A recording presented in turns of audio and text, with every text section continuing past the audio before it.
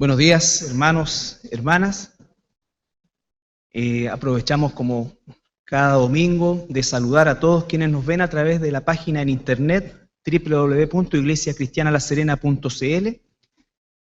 Les bendecimos también a través de este servicio y damos gracias a las personas que se comunican con nosotros y nos hacen ver lo importante que ha resultado para ellos el encontrar la página de la iglesia y poder también, de alguna manera nutrirse a la distancia.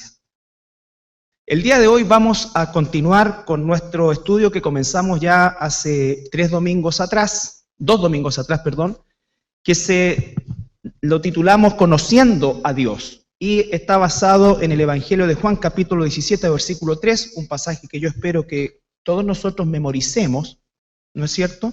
Así como los pasajes por lo menos que nos sirven de ancla o de guía para cada uno de los estudios que realizamos. Juan 17:3 dice: el Señor Jesucristo está comenzando su oración denominada sacerdotal, porque es una oración de intercesión por su pueblo, por sus hijos. Y él dice que la vida eterna consiste en que te conozcan a ti. Por supuesto que esa oración va al Padre, ¿no es cierto? El único Dios verdadero, y a Jesucristo a quien tú has enviado. Por lo tanto, esa oración que el Señor Jesucristo hace en favor de nosotros es una oración que tiene un propósito bien determinado, que es el conocimiento de Dios a través de la persona de nuestro Señor Jesucristo. Recuerden que la raíz de la palabra conocer ahí es la palabra ginosco, de la cual se derivan otras palabras más, o otros términos más, pero esencialmente esa raíz significa un conocimiento no solamente basado en una información. No es que Dios no tenga información de todos los seres humanos y de cada cosa que sucede.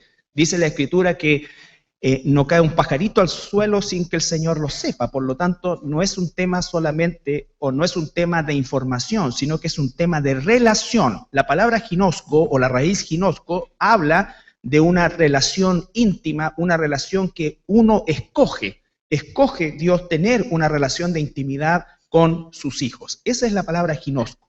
Y está tremendamente relacionada con lo que estamos estudiando, que es el conocimiento de Dios. Y comenzamos la semana antepasada acerca primero que nada, un poco del contexto del por qué estudiábamos este tema. Y la semana pasada ya comenzamos a hablar acerca de la revelación. Vale decir, la palabra revelación en el hebreo es galá y en el griego es apocalipto. Ambas raíces significan correr el velo o descubrir algo. Ahora, eso tiene una connotación importante también, porque no es que yo corra un velo. De hecho, yo ni siquiera sé que existía un velo, o no sabía que existía un velo. Ese velo solamente puede ser corrido, en este caso, por Dios. No es algo que yo descubro y corro, ¿no es cierto? Sino que es algo que se me descubre. Vale decir, no está en mí, como ser humano, la capacidad ni siquiera de saber que existe un velo. El que lo hace saber completamente es el Señor. Entonces dice que esta revelación se traduce en dos grandes partes. Una que es la revelación general, con la cual el Señor no justifica a ningún ser humano en cuanto a negar la existencia de Dios, ¿no es cierto? Ningún ser humano pudiera ser o declararse a través de lo que el Señor ha revelado de forma general como ateo. O sea, el ateísmo es o quien se declare ateo, ¿no es cierto?, es la necedad de las necedades. Todavía no estamos definiendo Dios es nada, pero el solo hecho de decir no hay Dios, eso es la necedad de las necedades. Y ustedes saben que la palabra necedad o necio en el idioma original es estúpido. La estupidez más grande es no reconocer la existencia de Dios.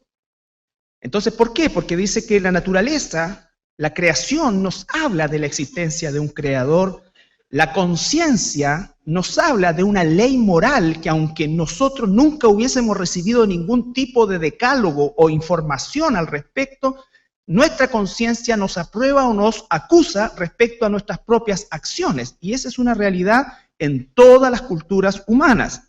Y por supuesto también la providencia de Dios, vale decir, la capacidad de poder incluso disfrutar o tener el beneficio de todo aquello que el Señor provee en términos generales, lo que llamamos providencia, que es la palabra provisión, ¿no es cierto? Dios provee de forma general. De forma general dice que la lluvia cae sobre todos los seres humanos, buenos, malos, cristianos, no cristianos, y en fin, el fruto de la tierra también es aprovechado, y eso tiene que ver con la providencia general, que no es lo mismo que el amor de Dios. El amor de Dios es otra cosa, la providencia de Dios es la promesa de proveer, ¿no es cierto? Dice, mientras exista el tiempo, no va a acabar la sementera, ¿no es cierto? No va a dejar de llover. Eso es parte de la providencia de Dios, de la cual todos los seres humanos, sin distinción, pueden o podemos usufructuar. Pero cuando hablamos del ginosco, de la relación personal o de la relación de intimidad, tenemos que necesariamente ir al segundo nivel de revelación, que ya la catalogamos como una revelación especial. Una revelación especial. Deuteronomio 29, 29.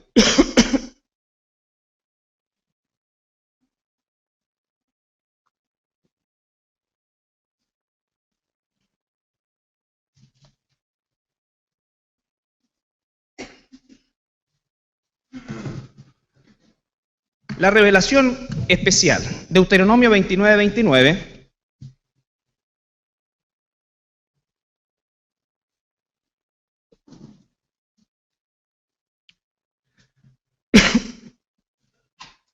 Perdón.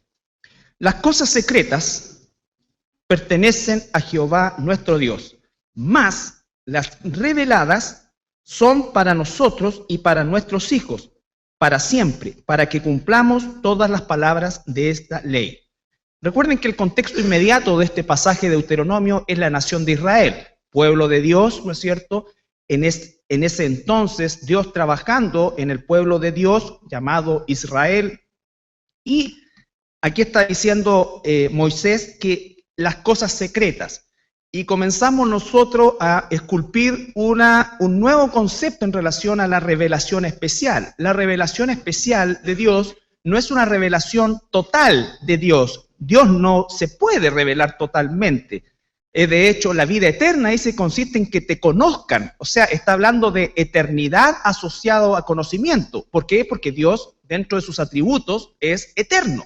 Eterno no significa que es sin fin. Eterno significa mucho más allá, algo que no está bajo nuestra concepción. Nosotros usamos la palabra eterno, ¿no es cierto?, como una figura, pero no tenemos nada en nuestra existencia que caiga dentro de esa categoría, porque eterno significa sin principio y sin fin, es decir, siempre ha existido. Nosotros no tenemos esa posibilidad de tener un punto de referencia al respecto.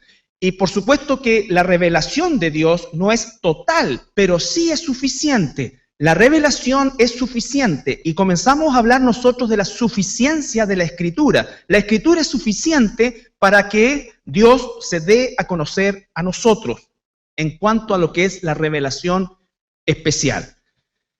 Dice, ¿no es cierto?, más las reveladas son para nosotros. Ese nosotros es, en este caso puntual, solamente Israel. Vale decir, hay un sesgo, por así decir, respecto a esta revelación. Moisés dice, esta revelación no es para todos, esta revelación es para nosotros. Nosotros, eso es importante. ¿Por qué? Porque la revelación especial es una revelación que Dios soberanamente ha decidido entregar no a toda la humanidad. No a toda la humanidad. Yo sé que cuando nosotros nos enfrentamos a esto, comenzamos inmediatamente a tener problemas con el carácter de Dios, pero por eso es que este estudio se llama Conociendo a Dios. conociendo a Dios. Hay una revelación general y hay una revelación particular y especial. Y esa revelación particular y especial está limitada. Está limitada. Vamos a Daniel capítulo 2, libro de Daniel. Vamos a ver algunos ejemplos.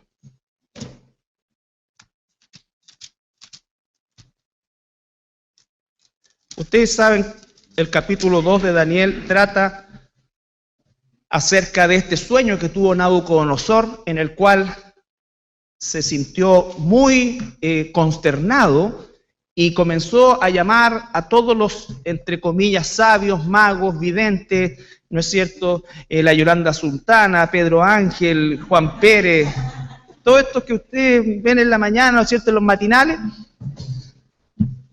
No.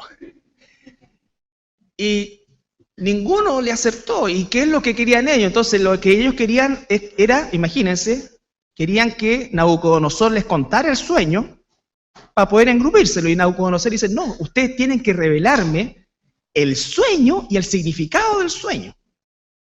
¿Ya? Porque obviamente si les contaba el sueño le iban a inventar un cuento. Entonces, nosotros vemos ahí que hay una situación absolutamente sobrenatural que no tiene que ver con una capacidad, con una inteligencia, ni siquiera con la provisión, quizás en este caso, de un poder satánico de adivinación. Aquí había una limitante que Dios puso en total y absoluta voluntad. Y en Daniel 2:17 dice,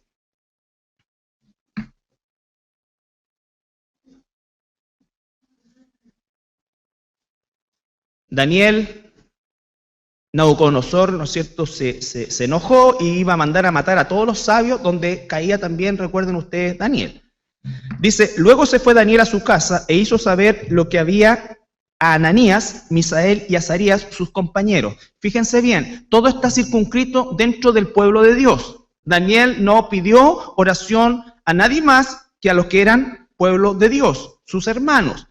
Entonces, para que pidiesen misericordias de Dios del cielo sobre este misterio, a fin de que Daniel y sus compañeros no pereciesen con los otros sabios de Babilonia. Entonces el secreto fue revelado a Daniel en visión de noche, por lo cual bendijo Daniel al Dios del cielo. Y Daniel habló y dijo, sea bendito el nombre de Dios de los siglos en siglos, porque suyos son el poder y la sabiduría. Suyos son el poder y la sabiduría. Para que los que hayan leído el artículo o visto el video de este artista que usufructa del cristianismo, ¿no es cierto?, que dice que a Dios nosotros le tenemos atadas las manos. Dios está atado de manos. Si yo no creo, Él no puede hacer nada. Entonces, son el poder y la sabiduría. Él muda los tiempos y las edades, quita reyes, pone reyes, da sabiduría a los sabios y la ciencia a los entendidos. Él revela lo profundo y lo escondido, conoce lo que está en tinieblas y con Él mora la luz. A ti, oh Dios de mis padres, te doy gracias y te alabo porque me has dado sabiduría y fuerza y ahora me has revelado lo que te pedimos, pues nos has dado a conocer el asunto del rey. Una revelación particular a un hijo de Dios. ¿No es cierto? Una revelación particular a un hijo de Dios. Después vemos más adelante nosotros que el ángel se le aparece, Gabriel, y le dice, antes, ¿no es cierto?, de que tú terminaras de orar, yo ya había salido con la respuesta para ti, porque tú eres muy amado de Dios. ¿No es cierto? Nosotros somos muy amados de Dios, por eso es que Él nos ha dado la capacidad de conocer su revelación particular. En el versículo 23, perdón, ahí, hasta ahí, veamos Amós 3:7. Amós 3:7, está un poquito más adelante, para que no se vayan a Jueces.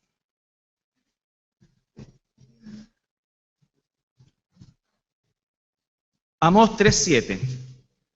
Dios tenía determinada un juicio sobre la nación de Israel. Dios tenía determinado un juicio sobre la nación de Israel y En ese contexto ocurre este pasaje, Amós 3:7. Porque no hará nada Jehová el Señor sin que revele su secreto a sus siervos los profetas. ¿A quiénes? A sus siervos los profetas. ¿Cómo es que hablaba anteriormente, antes del nuevo pacto, Dios a su pueblo? Por medio de sus profetas, por medio de sus profetas. Entonces Dios no dejaba sin información, sin dar a conocer su voluntad a su pueblo, y para eso usaba a sus siervos, los profetas. ¿Ya? ¿Quién es el profeta más grande hoy? La Biblia. La Biblia es el profeta más grande, la palabra de Dios, la palabra de Dios. Ella es la que nos habla ahora. Dios habló de muchas maneras, pero ahora nos habla por medio de su Hijo. Y el Señor Jesucristo dijo, si ustedes permanecen en mi palabra, conocerán la verdad y la verdad los hará libres. ¿Ya? Por eso es que nosotros cuando hablamos de profeta en el nuevo pacto, estamos hablando de proferir, de proclamar lo que ya está escrito, no algo que viene a mi mente, aunque sea con la mejor intención. Juan 14. Evangelio de Juan, capítulo 14.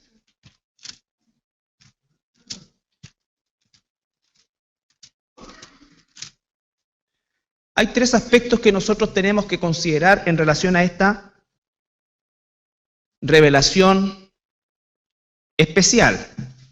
El primer punto es a través de qué. En el antiguo pacto, a través de los profetas, de la ley, ¿no es cierto? Y Dios a su vez a los profetas trataba con ellos a través de sueños, de visiones, de revelaciones audibles, en fin, había toda una economía específica para que el profeta pudiera comunicar a su pueblo, ¿no es cierto?, la voluntad de Dios.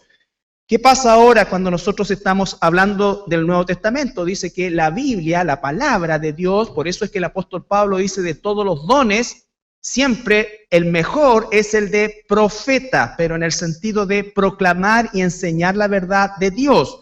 ¿Por qué? Porque en el Nuevo Testamento, habiendo dejado toda la Biblia ya en nuestro poder como pueblo de Dios, Dios ha levantado maestros, pastores, evangelistas, ¿no es cierto? Y durante el periodo del libro de los Hechos, apóstoles. Juan 15, 21. Juan 15, 21.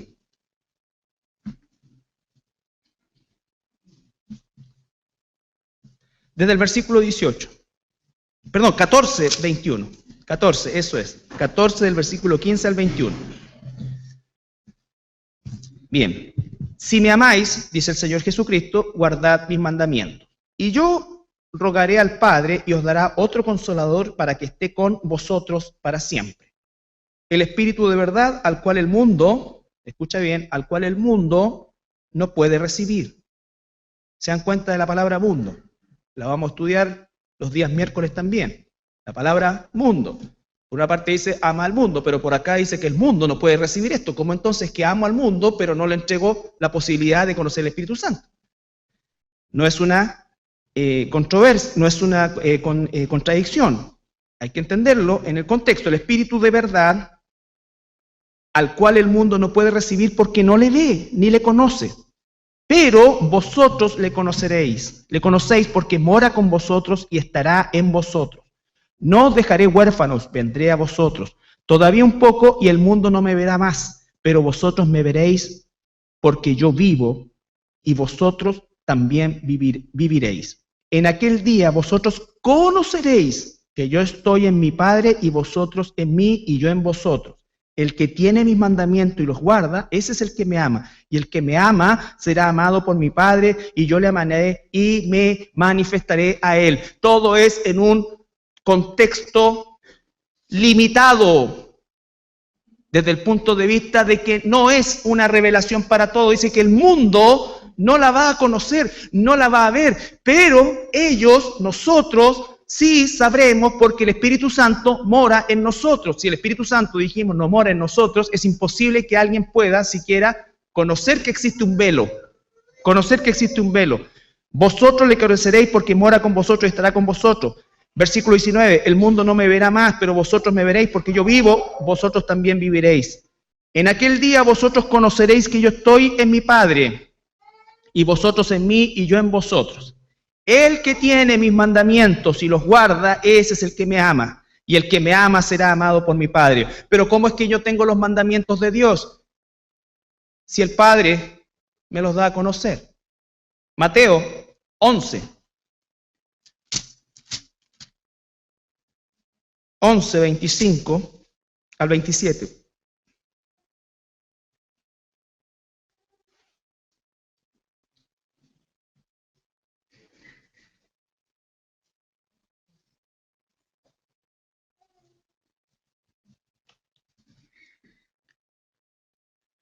Once, 25 al 27.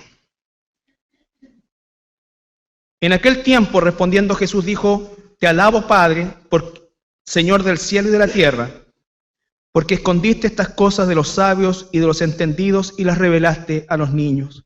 Sí, Padre, porque así te agradó. ¿Cómo quedamos ahí? Sí, porque así te agradó. Pero así te agradó. La escondí de los sabios y lo entendido, se lo reveló a los niños. ¿Por qué? Porque así me agradó. ¿Puedes tú decirle algo a Dios? ¿Podrá alguien inculpar a Dios y decir, ¿por qué entonces Dios nos culpa? ¿No? ¿Es Dios injusto? No. Todo lo contrario. Pero a Él le agradó esto. Versículo 27. Todas las cosas, dice Jesús, me fueron entregadas por mi Padre, y nadie conoce al Hijo sino el Padre. Ni al Padre conoce a alguno sino el Hijo. Y aquel, ¿a quién el Hijo? ¿A quién el Hijo? Lo quiere revelar. Punto. Pero ¿cómo? Y la elección mía, y si Dios no te revela a ti, tú nunca habrías conocido a Dios. Por eso es que tienes que tener una gratitud, pero que se multiplique por miles. Porque lo que tú conoces de Dios y la razón por la cual conoces a Dios demuestra la misericordia infinita de Dios. Dios hizo que tú y yo le conociéramos. Si Él no se da a conocer, nunca jamás nosotros habríamos conocido a Dios. Jesús dice, ustedes me eligieron a mí, pero quiero decirles que yo los elegí primero. Si yo no los hubiese elegido a ustedes, ustedes jamás me habrían elegido a mí. Entonces, el orgullo más grande es decir, yo elegí a Dios. Si yo tuviera la potestad de elegir o rechazar a Dios, por lo malo que soy, lo habría rechazado. Por eso es que la palabra que usa Dios cuando nos lleva hacia Él dice que nos arrastra, porque nuestra naturaleza es arrancar de Dios, no es buscar a Dios.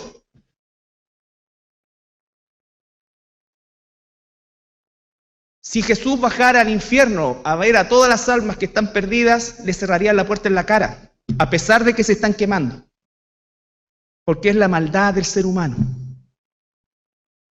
Si Dios no hace una obra sobrenatural en la vida de un ser humano caído, perdido y muerto espiritualmente, no hay forma de que alcance salvación. No hay forma de que alcance salvación. Yo sé que no lo entiendes todo. Nadie lo entiende todo.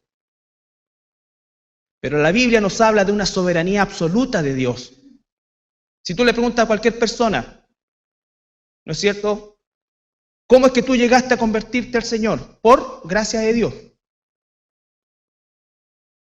Entonces, nadie está, me imagino, orando y decir, Señor, bueno, yo quiero en primer lugar dar gracias por mí mismo, porque por mi nivel de inteligencia yo me di cuenta de algo que mi vecino no se dio cuenta. Él es más tonto que yo, se lo puedo ver, porque yo claramente, a mí me he presentado el Evangelio y yo, oye, lo acepté al tiro. Es más, yo creo que tú te fijaste en mí, porque yo, ¿no es cierto?, de hecho soy el mejor de aquí. ¿Quién como yo, Señor? ¿Oras tú así? No. Porque ¿qué es lo que hace reconocer tu corazón que no te mereces nada? Entonces, ¿por qué cuando te levantas dice que tú elegiste a Dios? Es cierto que hicimos una decisión, pero Él la hizo primero. Es cierto que Él hizo una decisión, pero Él la hizo primero. Y eso es lo que llena mi corazón y tu corazón de gratitud a Él. Porque tú merecías, al igual que yo, el infierno y el lago de fuego por la eternidad. Porque estábamos igual decaídos, como dice el libro de Efesios. Entonces, todas las cosas me fueron entregadas, versículo 27, por mi Padre. Y nadie conoce al Hijo, sino el Padre. Ni al Padre conoce alguno, sino el Hijo. Y aquel a quien el Hijo lo quiera revelar. A quien el Hijo lo quiera revelar. Evangelio de Juan, capítulo 12.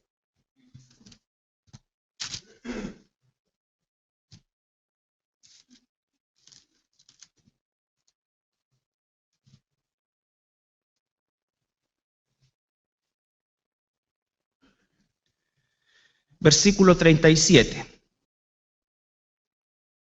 Evangelio de Juan, capítulo 12, versículo 37.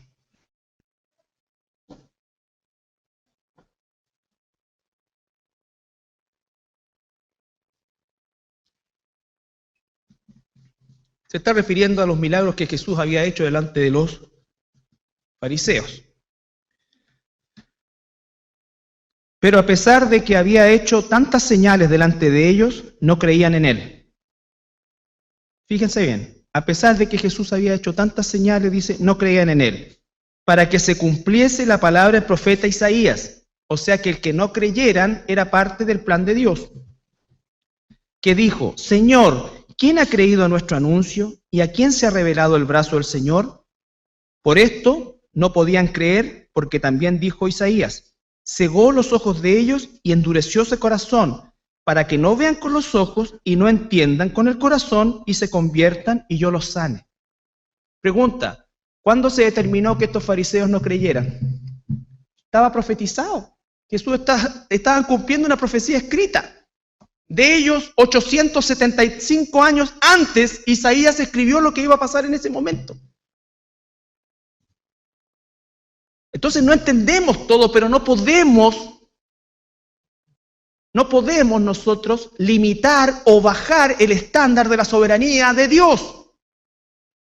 No podemos bajar el estándar de la soberanía de Dios porque no entendemos esto. Porque nuestro corazón limitado dice, pero entonces, ¿por qué Dios lo juzga si ya desde antes Él les cegó el entendimiento?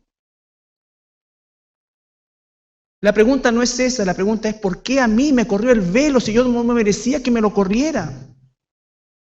Eso es la forma del corazón que debo tener. ¿Por qué a mí? Y como fue a mí y no tengo explicación, entonces ¿qué tengo que hacer? Señor, ¿qué quieres que haga? Párate cabeza, le paro de cabeza. Señor, ¿qué quieres que haga? Anda para allá, haz esto, predica el Evangelio. Santifícate, busca mi palabra, lee. A eso tiene que mover esto. El conocer, no asentarnos, pero ¿cómo? ¿Él es error? Sí, no lo sé, pero lo que no entiendo es como el tema de que él amó a Jacob y aborreció a Esaú. Quiero decirle para que los que crean que esto es un pueblo que representa a los pueblos, no es así porque se estudió en el idioma original y en el contexto original y son las personas que derivaron pueblos de ahí, es otra cosa. Pero aquí estaba haciendo una elección sobre personas. A Jacob amé y a Esaú aborrecí. Y las personas dicen, yo no entiendo por qué Dios aborreció a Esaú. No, ese no es el foco. El foco es por qué amó a Jacob, que merecía exactamente lo mismo que Esaú. Ese es el gran misterio. ¿Por qué te eligió a ti? ¿Por qué me eligió a mí? Y como no lo sé, y quizás algún día lo sepa, lo único que tengo que saber es que eso no está basado en mí, ni en algún mérito. Por lo tanto, más se enreda esto. Pero no puedo, porque no tengo un entendimiento total, negar la revelación de la elección. Él hace como quiere. Él tiene misericordia de quien quiere. Dice, no se trata del que quiere ni el que corre, sino que de Dios que tiene misericordia. ¿Te das cuenta de la posición que nos deja? Esto no es que Dios hizo su parte y entonces ahora la pelota está en el campo de ustedes. No, ni campo tenemos, pues estamos muertos.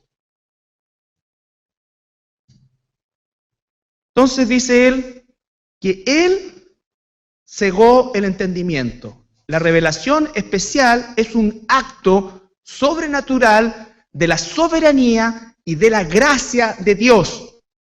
Ningún ser humano pudiese haber conocido a Dios si Dios no se revela a él. Juan 16, ahí mismo. Por eso las hermanas están estudiando el Evangelio de Juan, porque el Evangelio de Juan es importantísimo como el libro de Romanos. El Evangelio de Juan no es un evangelio histórico, sinóptico. El Evangelio de Juan es un evangelio donde se nos muestra justamente la soberanía de Dios, el amor de Jesús, el juicio de Jesús, la importancia de la Biblia. Juan capítulo 16, versículo 12. Jesús está orando y hablándole a sus discípulos. Aún tengo muchas cosas que deciros, pero ahora no las podéis sobrellevar. Se dan cuenta, los discípulos tampoco entendían todo. Pero cuando venga el Espíritu de verdad, Él os guiará a toda verdad, a toda la verdad. Él os guiará. ¿Quién es el que te guía a entender la Biblia? El Espíritu Santo. ¿Quién es el que hace que tú reconozcas que la Biblia es la palabra de Dios? Anoche veía un programa que hablaba de los misterios de la Biblia, ¿no es cierto? Y tenía su parte histórica que era buena. Pero obviamente lo único que se veía era la opinión de personas en relación a la Escritura. Todo se soluciona cuando nosotros decimos la Biblia es la palabra de Dios. Nunca tratan qué es lo que la Biblia dice de sí misma, sino que todo gira en torno a lo que yo pienso de la Biblia.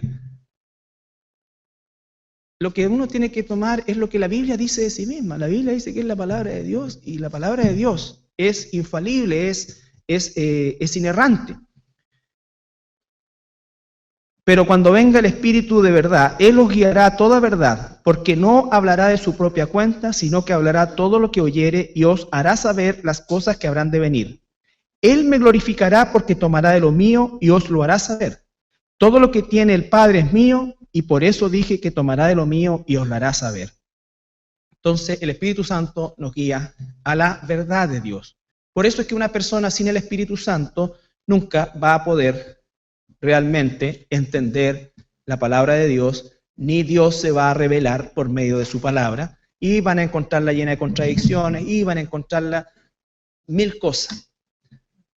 Y gente que en el mundo es catalogada de eruditos. Capítulo 15, del Evangelio de Juan, versículo 26.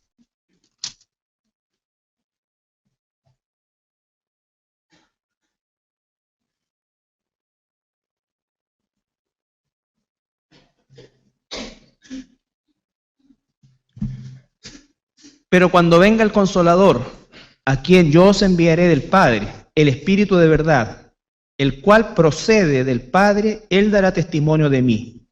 Y vosotros daréis testimonio también, porque habéis estado conmigo desde el principio. Capítulo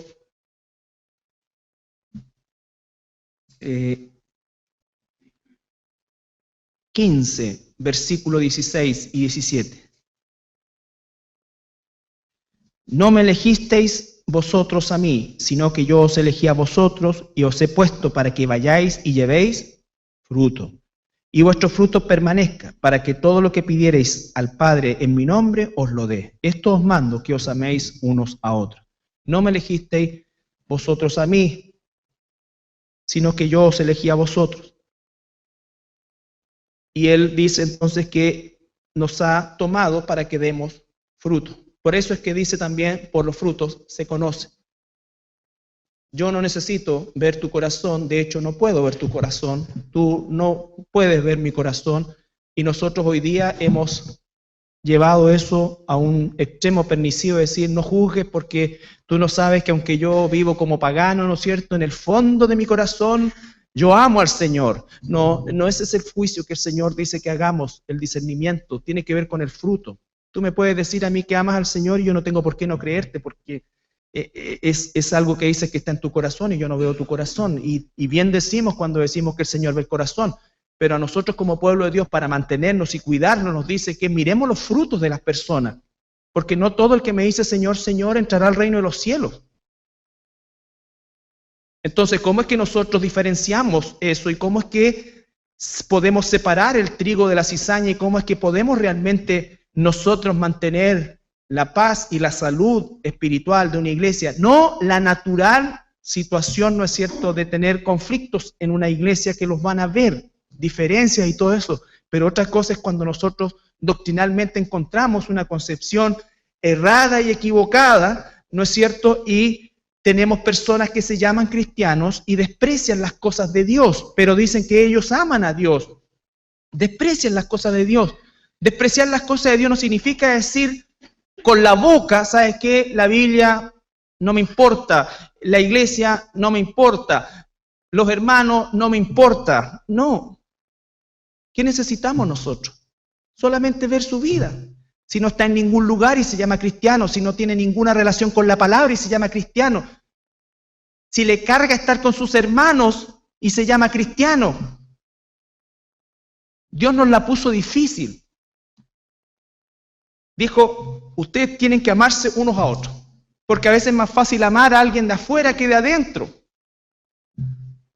Pero la ordenanza es amar a los que están adentro, permanecer años con los que están adentro. Muchos han llegado a decir casi que cuando lleguemos al cielo cada uno de nosotros va a tener su casa, su esto, su morada. No, dice que vamos a vivir todos en la casa del Padre, una casa, con muchos lugares. Así que vamos a tener que llevarnos bien allá arriba, así empecemos a llevarnos bien acá. Porque siempre vamos a vivir juntos por la eternidad. Por la eternidad nos vamos a tener que mamar unos a otros. Así que es mejor que empecemos a llevarnos bien ahora. Claro que allá arriba vamos a estar con cuerpo glorificado y capaz que ni nos acordemos. Pero mientras tanto estamos entrenando acá. Pues. Estamos entrenando acá, entonces sí, no, hay que este gallo, no, a los de adentro. Es cierto, las mayores decepciones nos las llevamos de adentro, los mayores dolores nos los llevamos de adentro, pero también las mayores alegrías y la relación espiritual también se enriquece adentro. No, yo no quiero saber nada con la iglesia, no quiero saber nada, no, yo tuve una decepción. Vaya a tener 1, 2, 3, 1000. Pero Dios dice, ama a tu hermano, vuelve. Oye, ¿usted dónde se congrega? No, yo no, tuve una decepción terrible, pero no, así que no quiero saber nada de la iglesia. Yo con mi Señor y yo en mi casa pongo alabanza, Estoy lleno de eso, estoy más chato de lo que soy, estoy chato de esas explicaciones. Así que ahora sí no me... Si me van a acercar a contarme esa historia, no, porque ya estoy podrido esa cuestión. Si decepciones vamos a tener, te vas a decepcionar conmigo, yo contigo, de repente uno se pifia y cuestiona, dice, se le sale algo, claro, pero por eso es que amémonos unos a otros. Amémonos unos a otros. Ahora, si estamos enseñando falsa doctrina, no importa cuán amorosos seamos, sale arrancando de. No importa que te sientas pero súper bien y tanto amor y siempre que llego hay un abrazo, un cafecito. Hoy es tan preocupada esa gente, pero me dicen que María también es corredentora. Y fíjate que el otro día predicó un musulmán y nos habló del Corán y de la importancia de unirnos unos con otros. Y sabes que fue tan lindo porque hoy yo nunca, fíjate que había entendido.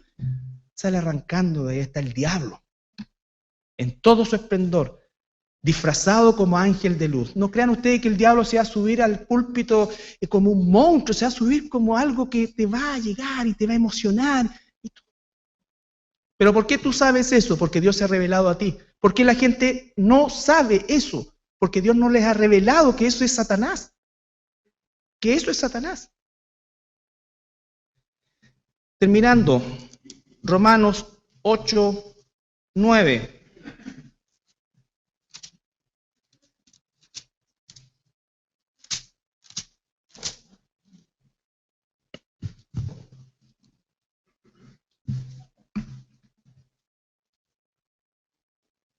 Desde el versículo 7.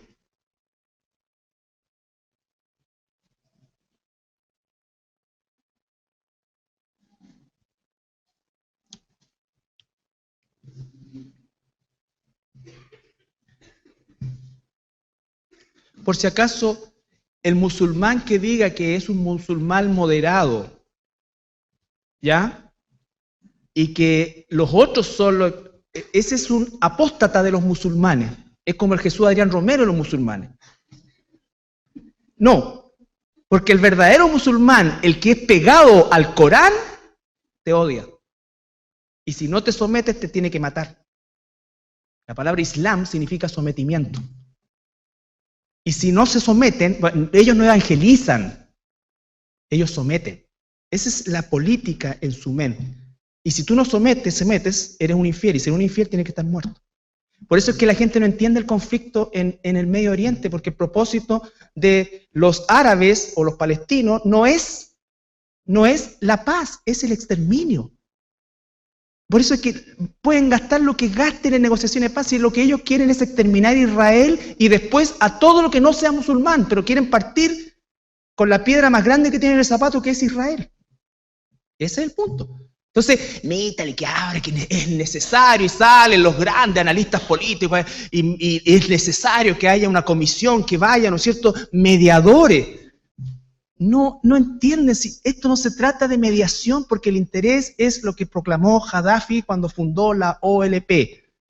Dijo, el propósito del Estado palestino es que llegue del mar Mediterráneo hasta el río Éufrates.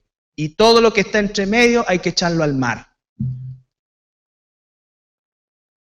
Esa es la política. Los verdaderos musulmanes son los de Hamás. Ese es el Islam. Ese es el Islam. El Islam no es lo moderado. Eso es una apostasía. Aún dentro del mismo mundo árabe están los chiitas, los sunitas. Y los chiitas son los más, digamos, son los verdaderos musulmanes. ¿Por qué? Porque se apegan a la enseñanza del Corán. Y la enseñanza del Corán dice que si alguien no se somete al Islam, entonces es un infiel, y si es un infiel tiene que morir, tiene que ser exterminado.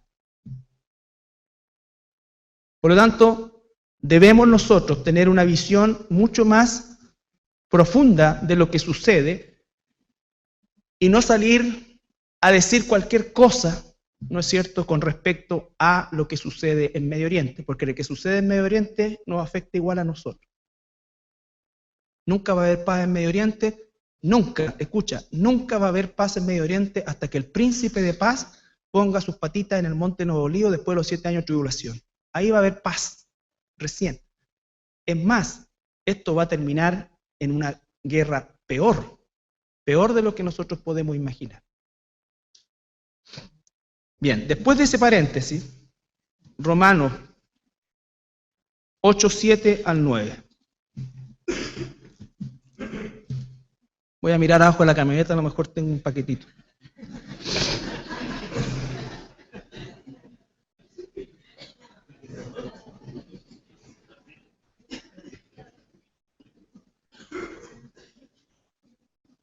Por cuanto los designios de la carne son enemistad contra Dios, porque no se sujetan a la ley de Dios, ni tampoco pueden. Ni tampoco pueden. ¿Por qué no pueden? Porque Dios no se ha revelado a ellos. Y si Dios no se ha revelado a ellos, no pueden. No pueden. Y los que viven según la carne no pueden agradar a Dios. El que no ha recibido vida por el Espíritu Santo, va a andar en la carne. Pero a la vez no puede salir de tal condición si el Padre no lo libera. Si el Hijo os libertare, seréis verdaderamente libres. Pero acto seguido dice que no pueden agradar a Dios los que andan en la carne. Mas vosotros, ¿ven? Otro grupo, vosotros no vivís según la carne. ¿Por qué no vivimos según la carne? ¿Porque fuimos más inteligentes, más espirituales? No, porque Dios en su infinita misericordia te dio vida cuando estábamos muertos. ¿Cierto?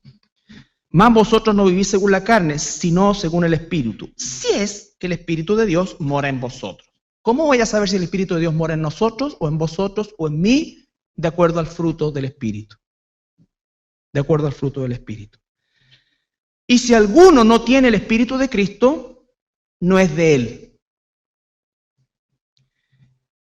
Pero si Cristo está en vosotros, el cuerpo en verdad está muerto a causa del pecado, mas el Espíritu vive a causa de la justicia. Y sigue desarrollando la temática con una separación bien clara: los que andan en la carne, los que andan en el Espíritu. El que anda en el Espíritu agrada a Dios, el que no anda en el Espíritu no agrada a Dios. ¿Cómo sé que estoy en el Espíritu? Porque el Espíritu Santo le dice a mi espíritu que soy hijo de Dios. ¿Cómo es que sé eso? Por cómo yo me relaciono con la palabra de Dios. Con la palabra de Dios, ¿no es cierto? Con la verdad de Dios. Con todo lo que Dios me está revelando a través de su palabra y está iluminando mi mente para entender cada vez más profundamente la palabra de Dios. Más profundamente la palabra de Dios. Romanos, versículo 29, ahí mismo 8:29. Versículo 28 y 29.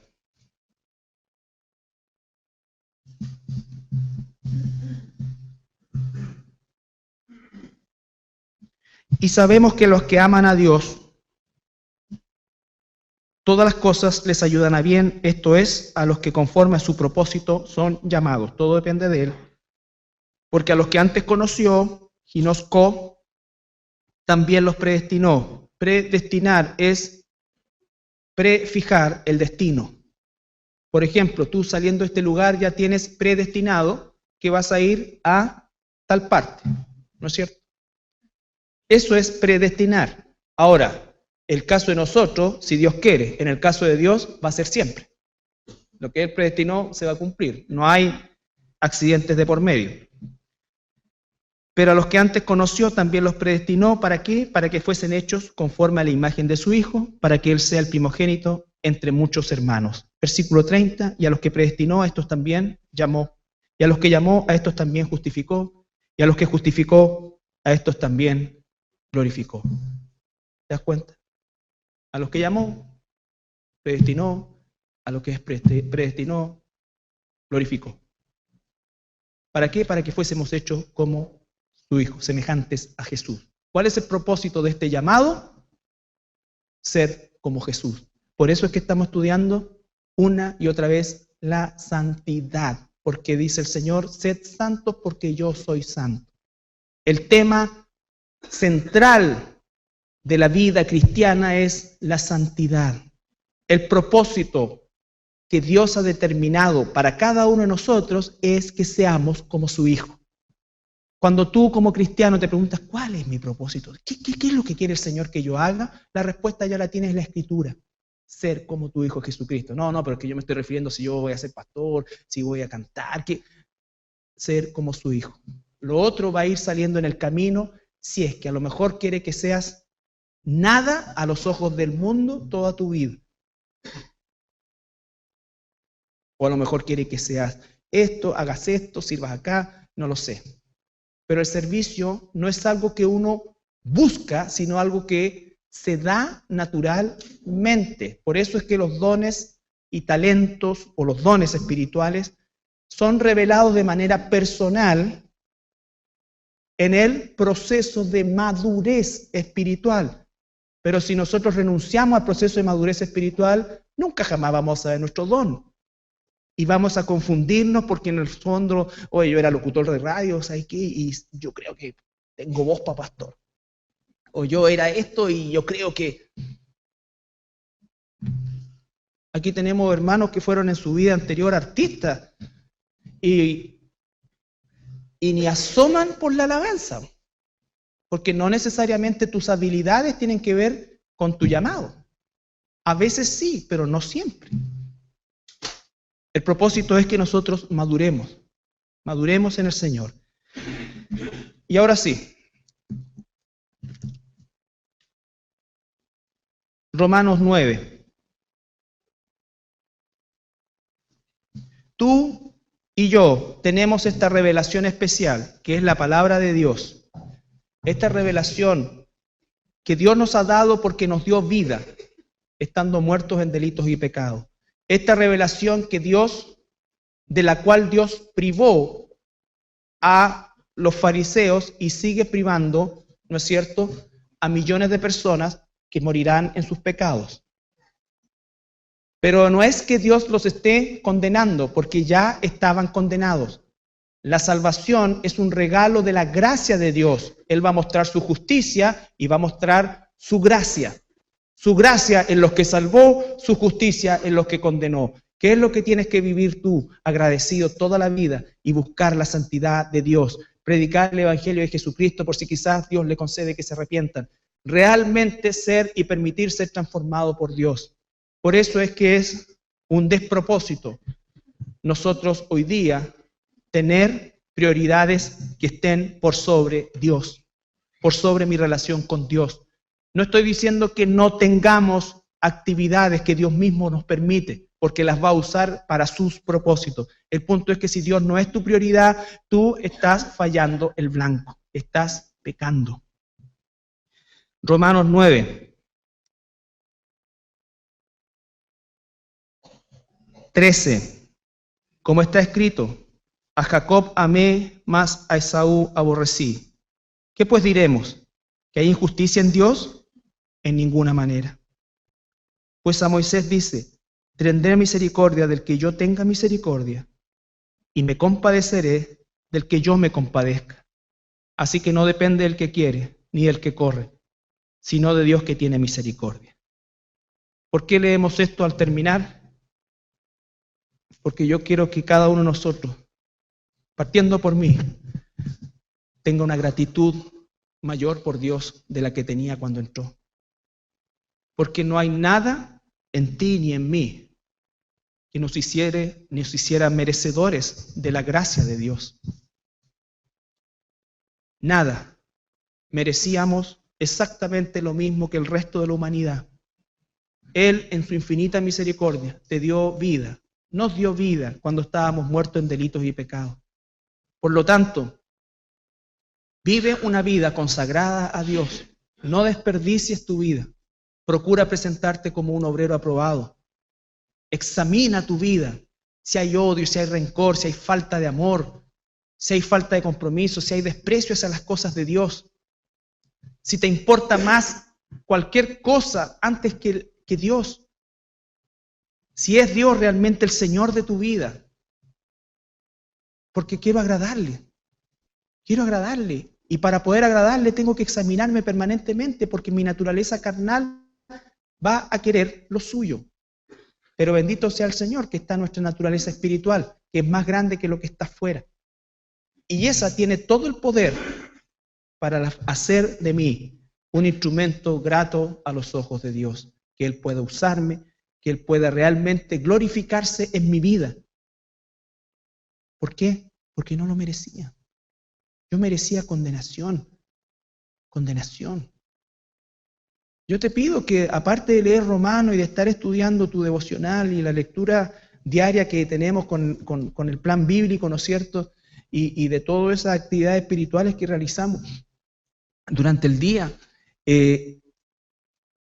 tú estudies el infierno. Estudia la Biblia de qué te salvó el Señor.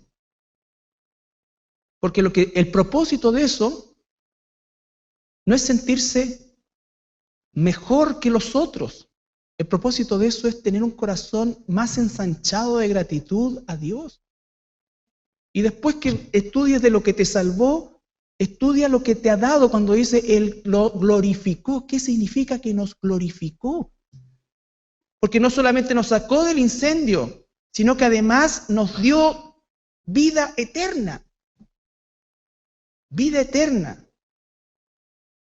Y esta generación, este paréntesis llamado iglesia de 2000 y tantos años, ni siquiera el día que el Señor nos saque de aquí nos van a dar un cuerpo glorificado y el pecado nunca más va a tener potestad sobre nosotros.